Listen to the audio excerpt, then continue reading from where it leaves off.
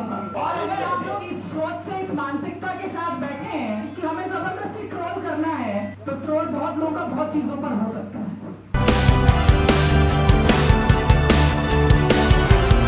लेकिन मुझे लगता है कि आप जो पत्रकार कहे जाते हैं, वो ये कहा जाता है कि सबसे ज्यादा प्रखर सोच वाले होते हैं। तो जब आप प्रखर सोच वाले हैं तो ऐसे प्रश्न ना पूछें जिससे आप पे ही सवाल खड़े हो जाए। नमस्कार, आप देख रहे हैं आई इंडिया और मैं हूं पंकज सिंह गौर।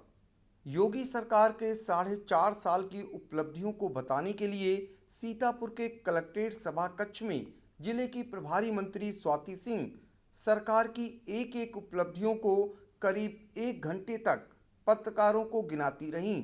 योगी सरकार बनने के बाद कैसे उनकी सरकार ने लघु और सीमांत किसानों के ऋण माफी की, महिलाओं का उनकी सरकार कैसे ध्यान रख रही है, इसकी जानकारी दी। मुफ्त टीका और मुफ्त इलाज से लेकर गन्ना किसानों के बकाया भुगतान की उपलब्धियों का वह बखान सीतापुर के सांसद राजेश वर्मा, पार्टी जिला अध्यक्ष अचिन मल्होत्रा और विधायक मिश्रिक रामकृष्ण भार्गव, बिस्वा से महेंद्र यादव, लहरपुर से सुनील वर्मा और महोली से शशांक त्रिवेदी तथा सीडीओ अक्षत वर्मा, एडीएम हरिशंकर शुक्ला और अपर पुलिस अधीक्षक एनपी सिंह की मौजूदगी में किया। लेकिन जब सवाल पूछने की बारी पत्रकारों की आई और वह सीतापुर जिले की उन जनसमस्याओं को गिनाने लगे जिन्हें दूर करने का वादा भाजपा ने सरकार बनने पर किया था, इस पर कई बार मंत्री जी झल्ला गईं और यहां तक कह दिया कि यदि जानबूझकर आप लोग ट्रोल करना चाहते हैं तो आप भी ट्रोल हो सकते हैं। आइए आपको पहले हम जिले की प्रभारी मंत्री स्वाति सिंह ने योगी सरकार के 4.5 साल की जिन उपलब्धियों को गिनाया उनको सुनाते हैं। और मैं शुरुआत करूंगी 2017 में, जब उत्तर प्रदेश सरकार में पहला कैबिनेट हुआ था।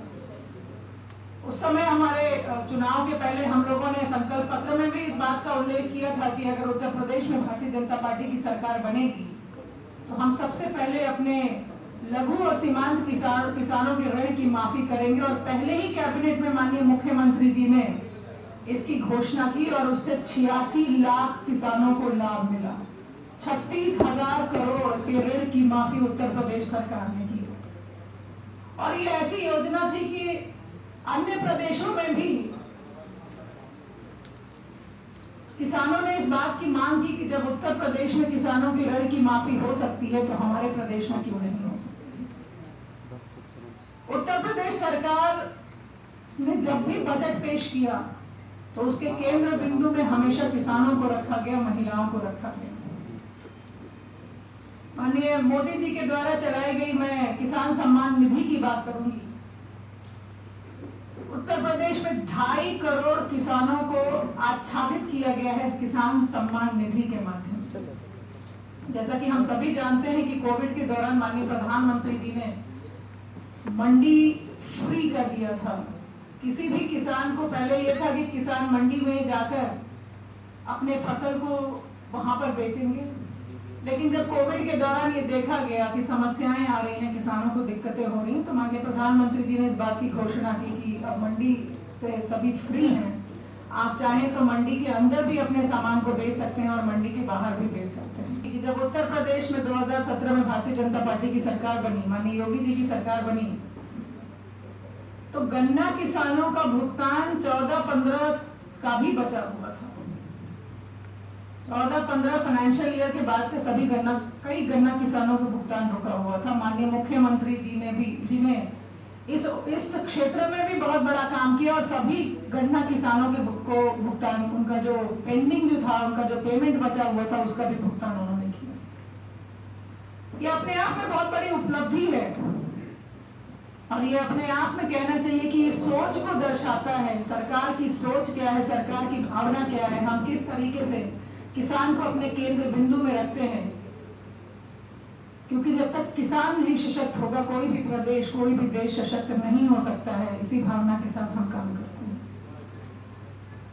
हम अभी मिशन शक्ति की बात में जरूर करूंगी। अभी तीसरा फेज मिशन शक्ति का माननीय मुख्यमंत्री जी लॉन्च कर चुके हैं, उसका उद्घाटन हो चुका है। और मिशन शक्ति में महिला सुरक्षा, महिला स्वावलंबन और महिला सशक्तिकरण को ध्यान में रखा गया। और मैं आपको बताना चाहूंगी कि माननीय मुख्यमंत्री जी बहुत सारी ऐसी योजनाएं लेकर आए जो कि बेटियों और महिलाओं के लिए शायद बहुत आवश्यक था। क्योंकि मैंने भी इस बात को देखा है कि जब किसी के घर आंगन में किसी की बेटी का अगर जन्म होता है तो वो थोड़े दुखी होते थे। कारण ये था कि वो सोचते थे कि अब बेटी हो गई, इसको क्या कैसे पढ़ाएंगे, क्या करेंगे।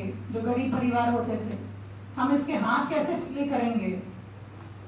और मैं बार बार इस बात को कहती हूँ कि इस प्रदेश में एक ऐसे अभिभावक हैं जो मुख्यमंत्री के रूप में हम सबको मिले हैं, जो जन्म ले रही बेटी से लेकर उसके हाथ पीले करने तक की चिंता करते हैं। मैं मुख्यमंत्री कन्या सुमंगला योजना की बात करूंगी, जिसमें बेटी के जन्म के समय से लेकर उसके ग्रेजुएशन तक में एडमिशन लेने तक हम उसको अलग अलग समय पर एक निश्चित धनराशि देते हैं, ताकि बेटियां जन्म भी लें, बेटियों का पूरा वैक्सीनेशन भी हो और बेटियां पढ़े भी।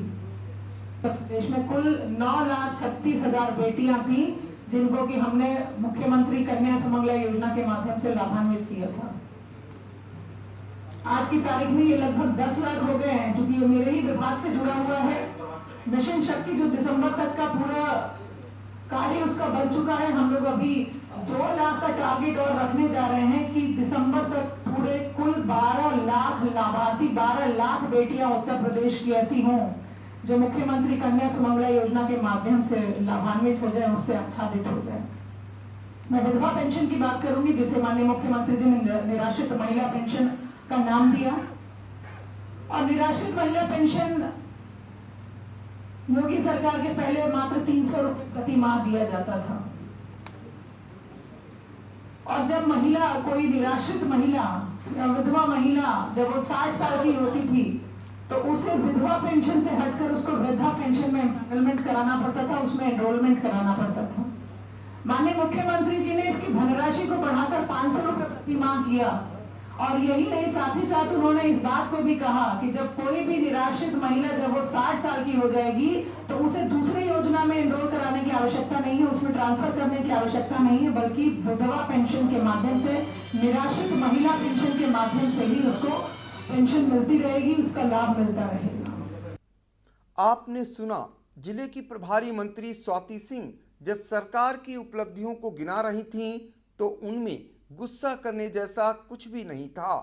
लेकिन जैसे ही पत्रकारों ने 6 सालों से बंद पड़ा ट्रामा सेंटर क्यों नहीं चला, जिला अस्पताल में मरीजों को दवाएं नहीं मिलती हैं, सीएमओ फोन नहीं उठाती हैं, बंद पड़ी मोहाली और कमलापुर चीनी मिल कब चालू होगी, नैमिषारण्य का विकास कब होगा, सीतापुर शाहजहांपुर राष्ट्रीय राजमार्ग का निर्माण कार्य आखिर कब तक पूरा होगा, सदर विधायक की आखिर क्यों अनुपस्थिति है, जैसे सवाल पूछते ही जिले की प्रभारी मंत्री सामान्य नजर नहीं आईं। तो रोजगार के लिए सीतापुर में 2 चीनी मिलें कभी हुआ करती थी जो वर्तमान समय में बंद पड़ी हुई हैं, एक मोहाली की और एक कमलापुर की। इनको आपकी सरकार नहीं शुरू करा पाई। एक डालडा मिल भी था, वो भी बंद है, प्लाईवुड फैक्ट्री थी, वो भी बंद है। इसमें सीडीओ साहब जरा आप बता दीजिए। कमलापुर चीनी मिल तो 2008 से जो है एक करके मैं रोजगार की भी बात आपको बताऊंगी। 4.5 लाख युवाओं को रोजगार हमने दिया है, 4.5 लाख युवाओं को। इसमें चीनी मिल की जो बात की है वो प्राइवेट चीनी मिल थी, उनमें निजी की समस्याएं थी, जिस कारण वो बंद हो गई। वर्तमान में 2 चीनी मिल संचालित है जनपद में, और जो भी उनसे रोजगार प्रोवाइड किया जा रहा है, और भविष्य में भी ये कोशिश रहेगी कि जो उनकी अगर कुछ वैसी समस्याएं हैं जिनका निदान हो सकता है जनपद स्तर से या राज्य स्तर से, तो हम प्रस्ताव या इस तरह से चर्चा करके भिजवा देंगे। प्राइवेट थी तो जो प्राइवेट शुगर फैक्ट्रीज हैं उनको हम इन्फोर्स नहीं कर सकते। आपने कई एक्सप्रेसवे और कई उनको शुरू करने की बात कही है, बनवाने की बात कही है, प्रदेश में बन रहे हैं। बन रहे हैं। हमारे सीतापुर से गुजरता है, दिल्ली की ओर जाता है। यह कई वर्षों से मैं देख रहा इसमें काम हूँ। शुरू हो गया, मैं अभी देखते हुए आ रही हूँ। आप तो यहीं सीतापुर में रहते हैं। मैडम वो 10 अरे सालों से मैं काम देख शुरू रहा हो हूँ गया है। आज आप जब मुझसे वर्तमान में बात कर रहे हैं तो वर्तमान की स्थिति परिस्थिति बता रही हूँ कि काम शुरू हो गया है। मैं अभी देखते हुए आ रही हूँ। वो मैं कई महीने से मैं देख रहा हूँ मैम, वो केवल बाईपास पे ही काम होता है लेकिन आगे नहीं मैं होता। आपको बताऊं, एक देखिए किसी भी काम का एक तरीका होता है। ऐसा नहीं है कि आज हम यहाँ कर रहे हैं कल कहीं और कर रहे हैं। जो पिछली कंपनी थी वो किसी कारणवश ब्लैकलिस्ट हो गई, नई कंपनी आई, उसकी कुछ प्रोसेस होता है, तो उसके बाद उन्होंने अपना काम शुरू किया है। एक आपने कई मेडिकल कॉलेजों की भी बात की, सीतापुर में ट्रामा सेंटर काफी वर्षों से बना हुआ बंद पड़ा है, क्या कारण है जो नहीं चल पा रहा? देखिए ये इसकी जानकारी है मुझे, और ये पीएम ने भी पत्र लिखा है, मेरी भी चर्चा हुई थी, प्रमुख सचिव स्वास्थ्य से भी हुई थी। बहुत जल्दी हम उसकी शुरुआत करा देंगे। मैडम अस्पताल में जो दवाई है नहीं, ट्रामा सेंटर की तो बात तो ऐसी एक मिनट, मुझे ये बहुत ही अच्छी तरीके से पता है कि कोविड के दौरान आप दवा की बात कर रहे हैं, कहाँ पर दवा ने किसने शिकायत को किया, आप हमें बता दीजिए। जब कोविड के दौरान उत्तर प्रदेश में, देखिए मेरा भी एक क्षेत्र है, मैं एक क्षेत्र की विधायक हूँ, और मैं आपको बताऊं जब कोविड के टाइम में जितने भी मेरे क्षेत्र के जितने भी पॉजिटिव केसेस थे, जितने लोग भी पॉजिटिव कोविड पॉजिटिव थे, उन्होंने आइसोलेट अपने आप को किया था या किसी हॉस्पिटल में एडमिट थे, मैंने जब भी उनको फोन किया, मेरे यहाँ से सभी को फोन गया और उन्होंने ये बताया कि सरकार की तरफ से दवा आ गई है, हमें दवा मिल गई है। हम लोगों ने निगरानी समिति हर स्तर पर, हर गांव पर बनाया, हर जगह हमने निगरानी समिति बनाई, और निगरानी समिति के माध्यम से सिर्फ दवा के वितरण का ही काम नहीं, हमने स्क्रीनिंग का भी काम किया कि अगर कोई भी व्यक्ति पॉजिटिव है और उसके संपर्क में जितने भी लोग आए हैं उनका भी हमने जांच करवाया। उत्तर प्रदेश सरकार की तारीफ दुनिया में की जा रही है। मुझे लगता है आप इसी उत्तर प्रदेश के मेरे पत्रकार बंधु हैं, अगर आप तारीफ करेंगे तो अच्छा लगेगा। मैम, स्वास्थ्य विभाग जिले की स्वास्थ्य सुविधाएं बिल्कुल धराशायी हो गई। जिले की सीमो मैडम पत्रकारों का जब फोन नहीं उठाना पसंद करती हैं तो वो आम जनमानस का आप नाराज इस बात से हैं कि वो आपका फोन नहीं उठा रही है या कोई कारणों से नाराज है? आप पहले एक मिनट, आप पहले सिर्फ मुझे ये स्पष्ट कर दीजिए कि आपकी नाराजगी है किस लिए है? कि आपका फोन नहीं उठाया उन्होंने इसलिए, या फिर कोई कमी है? किसी का फोन नहीं उठाती है, वो मीटिंग में ही व्यस्त रहती है, इतनी लंबी उनकी मीटिंग चलती है। जिले के जिला अधिकारी तो एक बार फोन उठा लेते हैं, लेकिन सीमो मैडम फोन उठाना पसंद नहीं करते हैं। और स्वास्थ्य सेवाएं बिल्कुल धरातल पे हैं इस समय। जिला अस्पताल में आप सुबह चले जाइए, कम से अभी कम मुझे जाना है, अभी जाना है, आपको इतने अभी जा रही हूँ, अभी जा रही हूँ भैया। इतने टाइम का अगर एक एक करके मुझे अकेले ही जवाब देना, बैठी हूँ आराम से, कहीं नहीं जा रही। मैडम आपने सबका साथ सबका विकास की बात कही है जो आपकी पार्टी लेकर चल रही है, क्या सारे विधायक आपके साथ में हैं, आपकी पार्टी के साथ में वर्तमान आपको में? यहाँ दिख नहीं रहा है इस मंच पे? मुझे तो मैडम बहुत अच्छा नहीं दिख रहा, आपका तो एक विधायक कभी नहीं आता है। आपको दिख नहीं रहा है? जब मैडम मुझे तो दिख रहा है। आप एक व्यक्ति की बात क्यों कर रहे हैं? मैं सदर विधायक आप आपके एक कभी व्यक्ति भी की किसी बात- पार्टी में नहीं जाते आप हैं। एक व्यक्ति की बात अभी क्यों कर जल्द रहे में हैं? ही वो तो एक दूसरी पार्टी अगर के किसी साथ एक में दिखाई व्यक्ति पड़ेंगे। विशेष का, अगर किसी एक व्यक्ति नहीं, विशेष विशेष की बात नहीं। नहीं, बिल्कुल, अगर एक परिवार है, सुनिए, भारतीय जनता पार्टी एक परिवार है, आपका भी घर होगा, सबके विचार नहीं मिलते होंगे आपके घर परिवार में, तो हम भारतीय परंपरा से चलते हैं। कमलापुर चीनी मिल पे जो है 18 वो प्राइवेट है, वो प्राइवेट है। रोजगार मैंने कहा ना, पहले भैया आप योजनाएं देख लीजिए। 4.5 लाख युवाओं को उत्तर प्रदेश सरकार ने रोजगार दिया। आप जहां तक ओडीओपी की बात कर रहे हैं, भारत सरकार एक मुद्रा योजना चलाती है, मुद्रा योजना के माध्यम से वो लोन लेकर के अपना काम शुरू कर सकते हैं। तो मुझे लगता है कि अगर आप उन योजनाओं को देख लेंगे तो अच्छे से कनेक्ट कर पाएंगे। मैडम, आने वाले 6 महीने के लिए आपकी क्या तैयारियां हैं, क्योंकि विधानसभा चुनाव भी होने वाला है? तो मैंने आप लोगों से कहा कि ऐसी सरकार है, और पहली ऐसी सरकार है जो हर 6 महीने पे अपने रिपोर्ट कार्ड को देती है। हम चुनाव को देखकर काम नहीं करते हैं, हम जनता की वजह से आज सरकार में हैं, जनता की वजह से आज यहाँ काम करने का मौका मिला है, और जनता के लिए आज भी काम करते हैं, कल भी कर रहे थे, आज भी करते हैं, और आगे भविष्य में भी करते रहेंगे। आप जिले की प्रभारी मंत्री हैं, इन 4.5 सालों में कई सवाल आपने पूछे, नैमिष के विकास के लिए आपकी बड़ी घोषणाएं हैं। नैमिष जहाँ वो हो रहा है। आप कितने बात आप देखिए मैं आपको बता दूं, मेरी बात सुनिए। हम 2 साल से मैंने कहा आप प्रखर सोच वाले हैं, सुन लीजिए, दिखता है तो मैं बता रही हूँ भैया, आप सुन लीजिए। 2 साल से हम कोविड को फेस कर रहे हैं, 2 साल से। सुन लीजिए 1 मिनट, अब आप बहुत कड़वी सच्चाई आप लोग सुन लीजिए। आपने सवाल लिया, हम जवाब दे रहे हैं। अगर आप सुन लेंगे तो अच्छा लगेगा, सबके पास जवाब चला जाएगा। 2 साल से हम कोविड को फेस कर रहे हैं। 2 साल से मैंने अभी यहाँ पर प्रधानमंत्री जो गरीब कल्याण अन्न योजना की बात मैंने की। पूरी दुनिया में भारत एक अकेला ऐसा देश है जो मुफ्त में राशन बांट रहा है। पूरी दुनिया में भारत एक अकेला ऐसा देश है जो मुफ्त में वैक्सीन लगवा रहा है। आप कैसी बात कर रहे हैं? सबसे पहले आपको हम लोगों ने फ्रंटलाइन वर्कर मान करके आप लोगों का वैक्सीनेशन हुआ।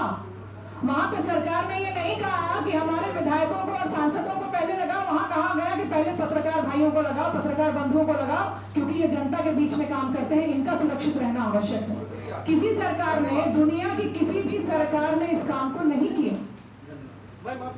तो मुझे लगता है कि अगर आपसे कोई चीज सुन लीजिए, आप बिल्कुल बताइए जो काम आपको, जो विकास, सुन लीजिए भाई, आपने सवाल बोला, मैं जवाब दे रही हूँ। आप नाराज मत होइए, आप नाराज, हम तो बड़े आराम से क्या कह रहे जनता में बता दीजिए। अगर ऐसा हुआ होगा आप देख लीजिए, आप देख नहीं, मोबाइल पे नहीं, आप उसका प्रिंट आउट मुझे निकाल के दे दीजिए, मैं व्हाट्सएप।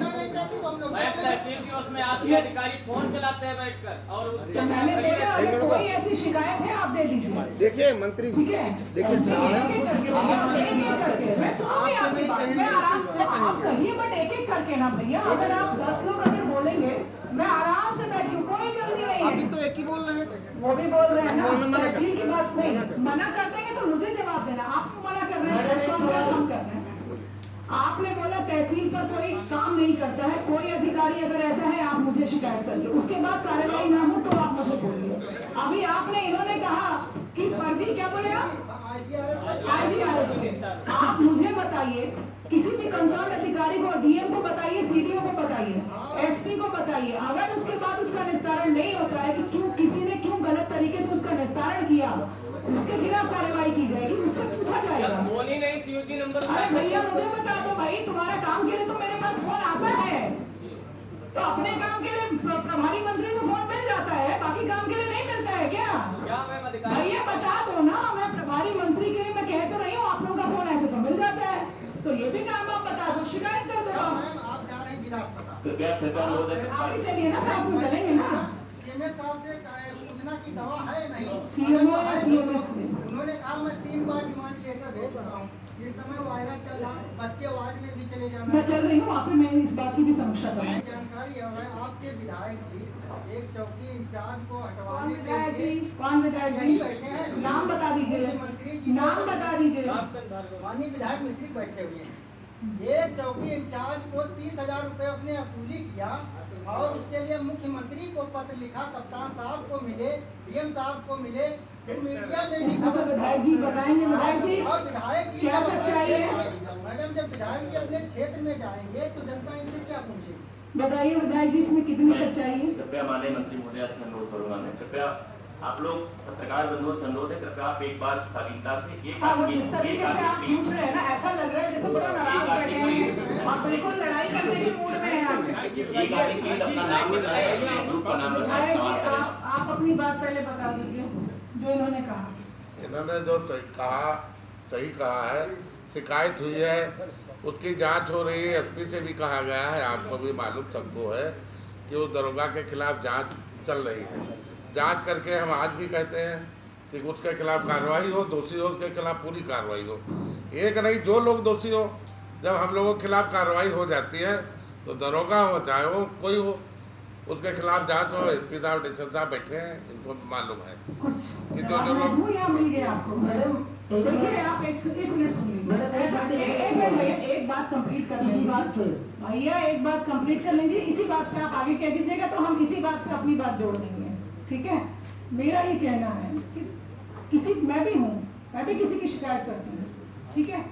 होता क्या मुझे आपने कहा कि ये वहां पर ये कमरा पाई है, बिना जांच के। हो सकता है आपको भी किसी और ने बोला, आदमी कई बार होता ही है, लेकिन मैं एक विभाग की मंत्री भी हूँ, एक विधानसभा क्षेत्र की विधायक हूँ। मैंने देखा है कई बार लोग अपना पर्सनल ग्रज निकालने के लिए भी किसी की शिकायत कर देते हैं। एक सिस्टम ये होता है कि भाई अगर आप किसी की शिकायत आ रही है तो हर सरकार में, ऐसा नहीं कि हमारी सरकार में, जरूर उसकी जांच होती है, ताकि कहीं हमारे एंड से ये गलती ना हो जाए कि एक निर्दोष व्यक्ति को सजा मिल जाए। तो क्या अगर सरकार जांच कर रही है तो ये गलत है? 2 महीने से अभी विधायक जी ने कहा, जिनका आप नाम ले रहे थे, अभी सुनिए लग रहा है विधायक जी ने कहा जांच चल रही है। विधायक जी, अरे हमें जांच हमको, अब जांच वाली बात ये है, जांच चल रही है, जांच तो एसपी साहब कर रहे हैं, एडिशनल एसपी वहाँ कर रहे हैं, और मैं आज भी कहता हूँ दोषी है तो उसके खिलाफ कार्रवाई हो। और बैठे हैं साहब, हम लोगों का संदेशा भिजवा देंगे वहाँ, और उस प्रधान को बुला के कोई रिश्तेदारी नहीं करना ऐसे लोगों से जो छोटी बात पर लोगों को परेशान करें। और ये सरकार में भी, सरकार में मोदी जी, योगी जी भी नहीं चाहते हैं कोई, जब उनको नहीं परेशान किया जाता तो हमारे लोगों को परेशान न किया जाए। मैडम, आपके मोहल्ली क्षेत्र के विधायक फोन पर समस्त ग्रामीणों के सामने एसडीएम साहब को जूतों से मारने की बात कहते हैं, क्या ये उचित है? आप सामने कहा है क्या आप परेशान हो रहे हो? नहीं, आपके सामने कहा है क्या आप परेशान हो रहे हो?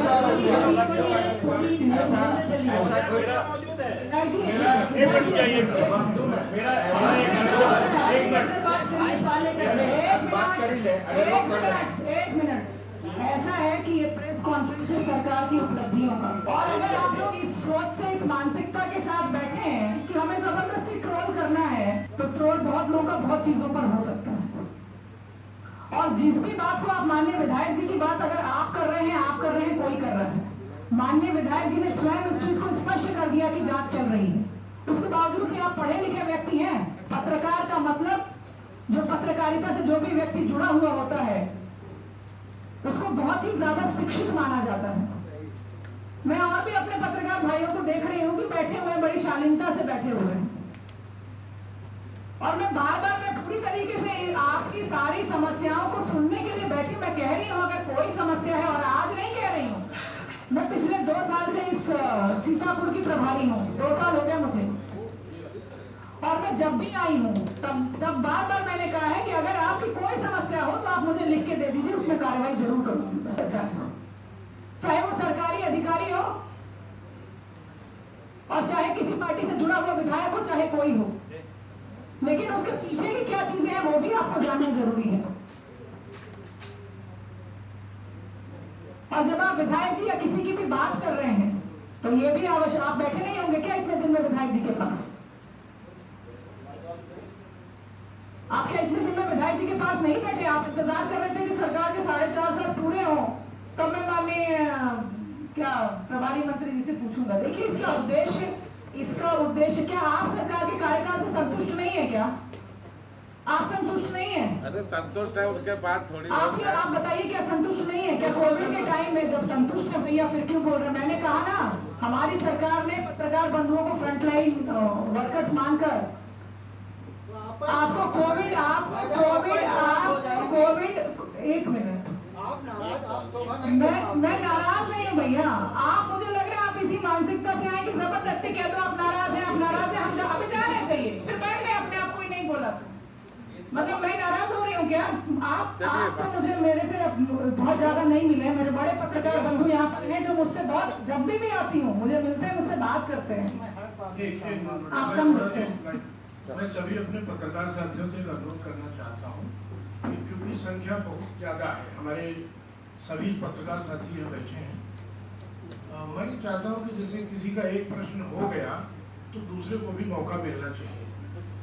अगर 2 से 3 या 4 या 5 लोग ही 1 बार 2 बार 3 बार 4 बार 5 बार प्रश्न करेंगे तो मैं समझता हूँ पूरा दिन बीत जाएगा, किसी का नंबर ही नहीं आएगा।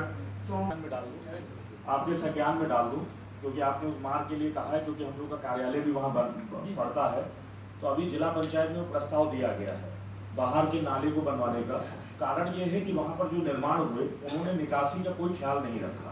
तो पानी कई बार जब जल भराव होता है तो एक्शन PWD सबसे हम लोग बात करते हैं और मलबा और सब डलवाते हैं, मतलब पुलिस लाइन से थोड़ा सा आगे, लेकिन फिर जब बारिश होती है वाहन चलते हैं तो वो वैसे ही स्थिति में आ जाता है। देखिए तो इसलिए मैं उसका कह रही हूँ, अगर इस तरह की कोई भी समस्या है, चाहे सड़क से जुड़ी हो, नाली से जुड़ी हो, सफाई से जुड़ा हो, किसी अधिकारी के खिलाफ आपको लगता है कि वो काम नहीं करता है, आपकी समस्याओं को नहीं सुन रहा है, आप सब लोग मुझे लिख के दे दीजिए ना। मुझे किसी बच्चे के अकाउंट में अगर 4,000 रुपया जा रहा है, अगर किसी परिवार में 2 बच्चे हैं तो दोनों को 4-4 हजार रुपया जा रहा है, आप सोचिए कितना बड़ा सहारा है उन बच्चों के लिए। तो आप जरूर उनके घर जाइए और देखिए। आपके सवाल खत्म हो गया, हम तो बैठे हैं भाई, बैठिए बैठिए, अभी हम लोग चाय वाय पियेंगे, यहाँ मट्ठा पी रही है। नगर पालिका नाला नालियां भरे हुए, डेंगू चल रहा, मच्छरों का बड़ा पड़ा। सीडी साहब के भी साफ करवा रहे हैं, ऐसा है क्या? लोहार बाग के आगे विधायक जी के मकान के ठीक आगे सारे विधायक टारगेट हैं। नाला मैडम त्रिकोणनाथ मंदिर है, मंदिर में सही कह रहे हैं, बिल्कुल सही कह रहे हैं। आप पूछ लीजिए विधायक क्यों ना कहा है तो जून 2015 में हम लोगों ने 19/8/2017 को शपथ ग्रहण लिया था, शपथ ग्रहण समारोह हुआ था। भैया बोल रही है भाई, अब मेरे को सुन तो लो, आप एक मिनट सुन लो भैया। उसके बाद माननीय मुख्यमंत्री जी ने इस बात की घोषणा की थी कि 15 जून तक उत्तर प्रदेश की सभी सड़कें गड्ढा मुक्त हो जाएंगी। ठीक, उस समय सभी सड़कें गड्ढा मुक्त हुई। उसके बाद भी फेज वाइज ऐसा नहीं है कि जिसको हमने गड्ढा मुक्त कर दिया उसके बाद उत्तर प्रदेश में किसी सड़क में कुछ होगा। अभी 3 दिन पहले कितनी बारिश हुई है, आप सुन तो लीजिए, मतलब जवाब ही नहीं सुनना है। अरे भैया आप सुन लो प्लीज, 3 दिन पहले कितनी बारिश हुई है? 16 तारीख को बारिश हुई थी, इतनी बारिश हुई थी, इतनी बारिश हुई, पूरे उत्तर प्रदेश में बारिश हुई। और मुझे लगता है कि हम लोगों ने बहुत छोटे में उतनी बारिश देखी थी, फिर हम लोगों ने उस दिन बारिश देखा।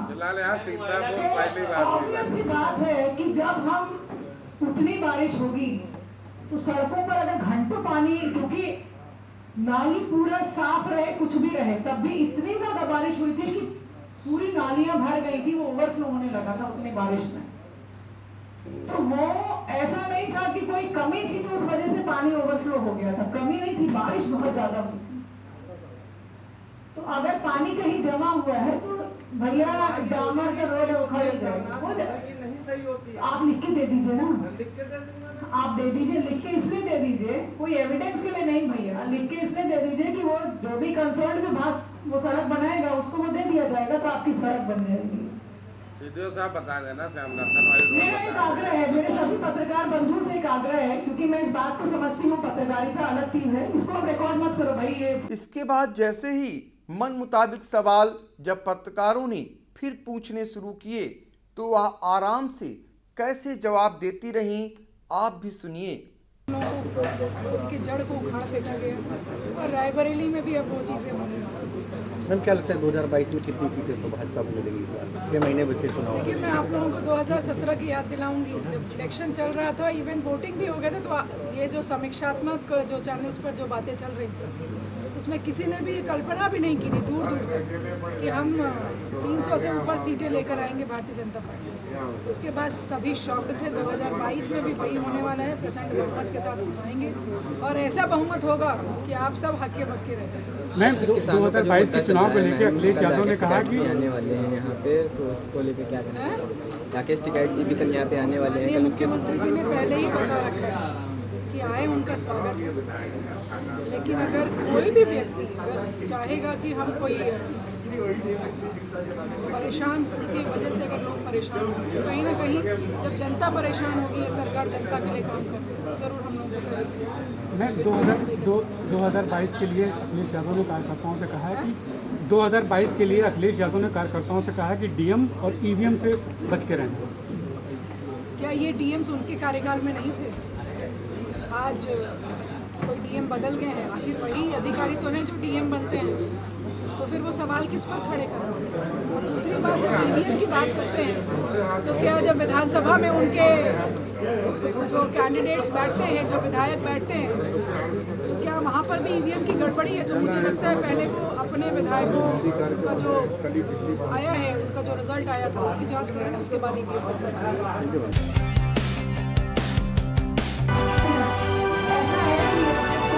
सरकार की उपलब्धियों का। और अगर आप लोग इस सोच से, इस मानसिकता के साथ बैठे हैं कि हमें जबरदस्ती ट्रोल करना है, तो ट्रोल बहुत लोगों का बहुत चीजों पर हो सकता है।